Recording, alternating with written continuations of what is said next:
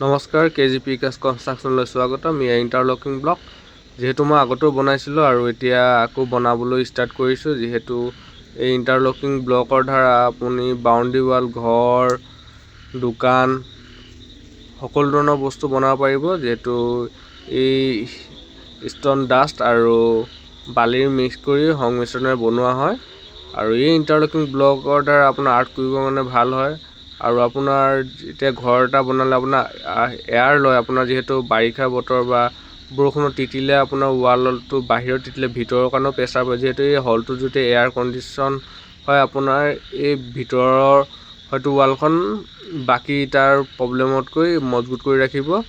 আৰু এই ইণ্টাৰলকিং ব্লকত খুব কম সময়তে লগাব পাৰে। আপোনাৰ এটা ঘৰ বনাব গ'লে 4-5 দিন হয়তো ওলাই যাব। যিহেতু 10-20 জন মানুহ লাগিব। যিহেতু ইটাটোৰ ওপৰত ডিপেণ্ড কৰে। ইটাটো আপোনাৰ বা এজাপ দুজাপ বা কোনো কথা নাই, আপুনি বহুত হাইটলৈকে বা এটা ঘৰৰ 10 ফুট হাইটলৈকে আপুনি গুঠি থাকিব পাৰিব।